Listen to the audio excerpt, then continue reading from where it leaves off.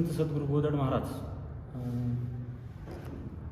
महाराजांनी स्वतः बक्षीसपत्र लिहून दिलेलं आहे. आमची 7वी पिढी, आमची 1954 सालचं ट्रस्ट होतं.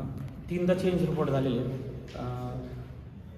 सद्गुरू गोदड महाराजांनी बक्षीसपत्रावर स्वतः महाराजांची सही व माझे सर्व अधिकार हे भीमाजी शिंपी यांना राहतील आणि स्वतः त्यांनी भीमाजी शिंपी यांना मुलगा मानलेला आहे. बरं. त्याच्यामुळं हे ट्रस्ट अनादोंदिनी झालेलं आहे. नवीन ट्रस्ट आत्ताच. म्हणजे याच्या अगोदरचं ट्रस्ट हे किती वर्षांचं होतं? 1954 साल. 1954 पासून ते 2026 पर्यंत होतं. आता यामध्ये बदल झाले. ही जी आता नावं घेतलेली आहेत त्याच्याबद्दल तुम्हाला काय वाटतं? नाही, हे जे झालेलं आहे हे पहिलं आमचं 1954 सालचं ट्रस्ट होतं. त्यानुसारच आम्ही कार्यरत इथपर्यंत करत आलेलो आहे. बरोबर. आणि ह्याच्यात कुणी आक्षेप घेतलेला नाही. 1954 पासून आतापर्यंत कोणी आक्षेप घेतलेला नाही.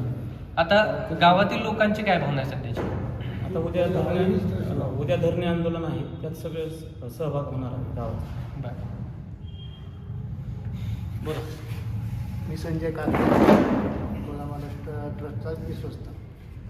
तर हे जे ट्रस्ट झालेलं आहे नवीन, ते गावकऱ्यांना मान्य नाही ना, आम्हाला तर मान्यच नाही पहिल्यापासून. कारण आमचं सगळे चेंज रिपोर्ट 3 वेळा झालेले आहेत, सगळं झालेलं आहे. पण आता जे मध्ये जे गॅप पडलेला आहे समजा, तर ते काही विश्वस्त वारले, काही आजारी होते. बरोबर. या कारणाने त्याला विलंब लागला आणि आम्ही जे ते केस दाखल केले ते पुण्यात दाखल केले. तर हे ट्रस्ट जे नवीन आहे ते बेकायदेशीर आहे, आम्हाला मान्य. ही तक्रार तुम्ही किती दिवसांपूर्वी दाखल केली होती? ह्याच्या अगोदर 1.5 वर्ष झाला जवळ. 1.5 वर्षानंतर निकाल ते बाजूने वेगळा दिला म्हणजे? पण ते आम्ही पुण्याला हे केलं ना. बरोबर. पुण्याला हे केलं, पण त्यांनी नगरमध्ये मंजूर केलं. मंजूर केलं. काय भावना काय एकंदरीत जे ट्रस्ट उभा राहिले आता सध्याचं? नाही, पण आम्हाला बिलकुलच मान्य नाही ते. मान्य. कारण आम्ही वंशी परंपरा ट्रस्ट आहे ना. बरं. आणि आम्ही पुजारी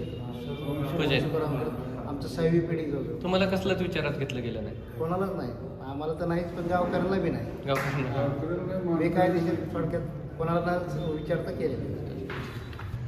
मी पंढरीनाथ प्रभाकर काकडे, श्री संत सद्गुरू गोदड महाराज ट्रस्ट कर्जत या समितीचा प्रभारी अध्यक्ष. आज आम्ही उपोषणाला बसणार आहोत. त्याचं कारण असं की आमचा 381/1954 हा ट्रस्ट क्रमांक आमचा ट्रस्ट बरखास्त करून त्यावर गावातील काही मंडळींनी त्यांचं ट्रस्ट त्या ठिकाणी स्थापन केलं आहे. आणि घटना ही आमच्या ट्रस्टला पूर्वी नव्हती, ती घटना त्यांनी तयार करून त्या ठिकाणी ट्रस्टला जोडलेली आहे आणि ती ट्रस्ट त्यांचं मंजूर करून घेतलं.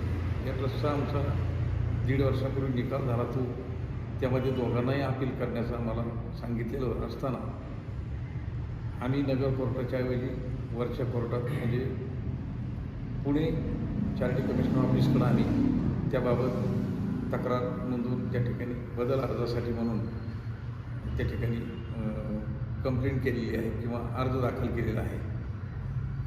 तद्वत त्या अर्जालासुद्धा तुमच्या या समोरच्या आजचे मंजूर झालेल्या ट्रस्टनं त्या ठिकाणी आक्षेप घेऊन पुण्यामध्ये ते कोर्टामध्ये चालू होतं. तद्वत या ठिकाणी मी महिन्यामध्ये ऑपरेशन झालं होतं खोब्याचं. त्या दृष्टिकोनातून मी इकडं घरी 3 महिने पडून होतो. त्या कालावधीमध्ये इकडं आमचं नगर कोर्टामध्ये चॅरिटी कमिशनर ऑफिसकडे कुठल्याही प्रकारची ही नव्हती, म्हणजे केस दाखल नव्हती त्या ठिकाणी. त्यामुळं तो पिरियड त्यांना मोकळा सापडलेला असताना त्यांनी त्यांचं ट्रस्ट बनवून त्या ठिकाणी त्याची मंजुरी घटनेला आणि ट्रस्ट कमिटीला त्यांनी मंजूर करून घेतली आणि त्याचा गैरफायदा करून त्यांनी ते मंजूर करून घेतले. पण आमच्या ट्रस्टला त्याबाबतचा धोका निर्माण झाला आणि त्यामुळं आमचं ट्रस्ट बरखास्त होण्याइतपत त्यांना ऑर्डर चॅरिटी कमिशनर अहमदनगर यांनी दिलेली आहे. वास्तविक पाहता चॅरिटी कमिशनरने तो बदल अर्ज त्यांचा ट्रस्ट मंजूर करण्यापूर्वी जुन्या ट्रस्ट कमिटीशी चर्चा करून किंवा त्यांना काही नोटीस बजावून त्यांनी वास्तविक पाहता हे प्रकरण हाताळलं पाहिजे होतं. ते तसं न हाताळता डायरेक्ट त्यांच्या बाजूने निकाल देऊन त्यांनी ते ट्रस्ट मंजूर करून घेतलं आणि आमचं ट्रस्ट बरखास्त केलं. कारण आमचे जुने जे ट्रस्ट होते सर्व मयत आहेत, आम्ही सर्व त्यांचे वारस आहोत. आमच्या ट्रस्टची नोंद ही परंपरागत अशा प्रकारची नोंद आहे. आमचे यापूर्वीही जवळजवळ 3 चेंज रिपोर्ट झालेले आहेत आणि तदनंतर हा आमचा बदल अर्ज दाखल केलेला असताना नवीन ट्रस्टीचे अध्यक्ष प्रदीप निशिकांत पाटील यांचे वडील हयात असताना त्यांनी वेळोवेळी आम्हाला बदल अर्जाच्या ठिकाणी विरोध करून त्या कामी चॅरिटी कमिशनर धर्मदाय आयुक्त अहमदनगर या ठिकाणी वेळोवेळी आम्हाला विरोध केला आणि नंतर शेवटच्या केसमधला जो निकाल झाला त्या 2016च्या दाखल अर्जामध्ये त्यावेळच्या निकालानुसार आम्हाला दोघांनाही फेर अर्ज दाखल करण्यासाठी म्हणून सांगितलेलं होतं. तदनुसार त्यांनी नगर कोर्टामध्ये केलं. आम्हाला नगर कोर्टाचा विषय विश्वास नसल्यामुळे आम्ही ते पुणे चॅरिटी कमिशनकडे आता जी त्या ट्रस्टमध्ये नावं घेतली गेलेली आहेत त्या नावांबद्दल तुमचा काय आक्षेप आहे? ते आमच्या जुन्या ट्रस्टशी कोणीही संबंधित नाही. हे सर्व काकडे पुजारी जे आहेत त्यांचं वंशपरंपरागत अशा प्रकारचं ट्रस्ट आहे. मूळ आपल्या कर्जतचं ग्रामदैवत म्हणून संत सद्गुरू गोदड महाराजांना बघितलं जाते. या 12 वाड्या ज्या आहेत मूळ त्यांना विश्वासात घेऊन ह्या सगळ्या गोष्टी करायला पाहिजे होतं, त्याबद्दल तुमचं काय मत आहे? त्यांनी ते तशा प्रकारात केलेलं नाही आहे. आणि आमचं पूर्वीचं ज्यावेळेस 1952 साली चॅरिटी कमिशनरने आम्हाला पुणे यांनी ज्यावेळेस आम्हाला अर्ज दाखल करायला सांगितलं त्यावेळी आमचं काकडे कुटुंबियाचं ट्रस्ट 1954 साली मंजूर झालेलं होतं. त्यावेळेस फक्त काकडे कुटुंबीय आमचे पुजारी यांच्या नावानं आम्ही त्या ठिकाणी ट्रस्ट स्थापन केले होते. मूळ हा विषय धार्मिक आहे, हो. याला राजकीय वळण कुठंतरी मिळाले असं तुम्हाला वाटतंय? तशी शक्यता वाटते. ठीक, बोला तुमचं नाव आहे. मी शहाजी नामदेव नलवडे. मी गोदड महाराजाच्या पालखीचा मानकरी. तर हे ट्रस्ट करताना गावातील दौंडी देणं किंवा सगळं माहिती देणं हे असं काही त्यांनी केलेलं नाही.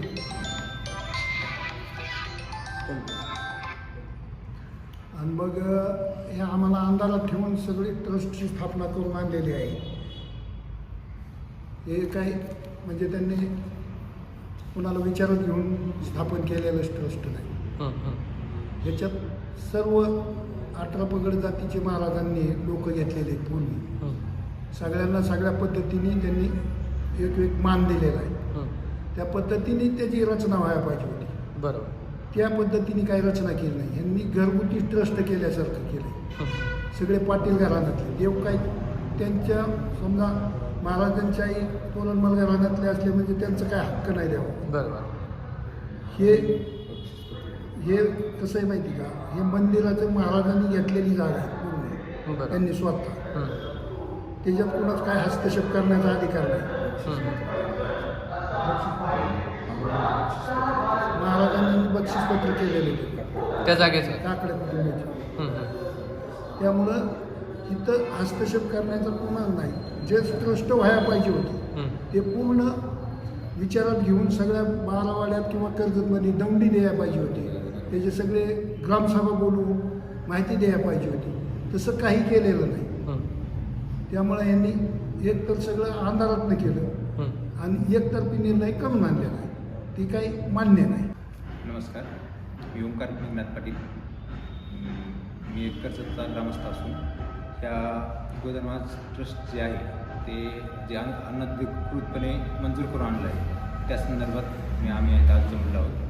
त्या संदर्भात आपण उद्याच्याला एक धर्मी आंदोलन गोदड महाराज समाधी मंदिरासमोर धर्मी आंदोलन व गावबंद असा आंदोलनाचा प्रकार करलेला आहे.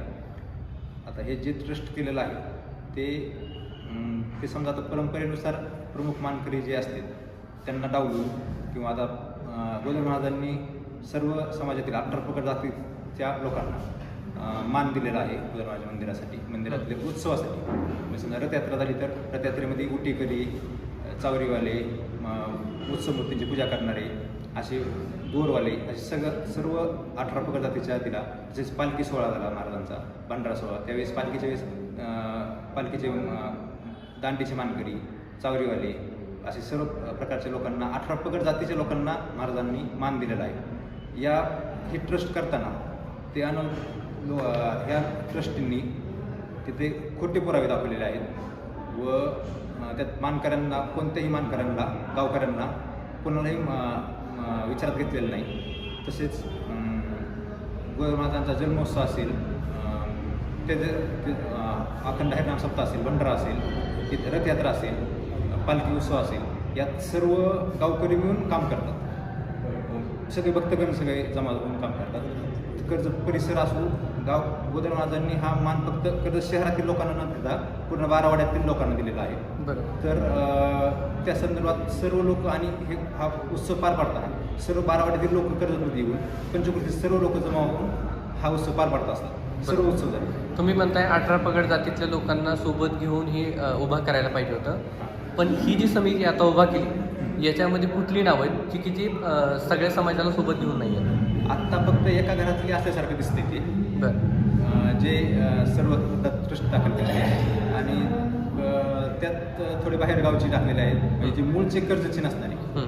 आणि त्यांनी लिहिले की कर्जतमध्ये असावे असं लिहिले, पण मूळचे कर्जतचे नसताना पण त्यात घेतलेले आहेत, बाहेरचे पण घेतलेले आहेत. पण त्यांनी कसं आता थोडे खोटे म्हणून दाखले करून कर्जतचे असं दाखवलं. बरोबर. आणि त्यात त्यांनी भक्तगण तयार केले आहे आणि सर्व एका घरातले दाखवलेले आहे.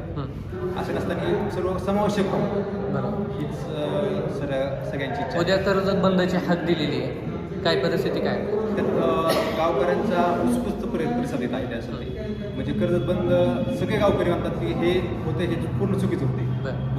उद्या कर्जत बंद ठेवायचं आणि इथून पुढं जोपर्यंत या संदर्भात काही पुढील कारवाई होत नाही तोपर्यंत धरणे आंदोलन करण्याचे इशारा सर्व गावकरी म्हणून देत आहे.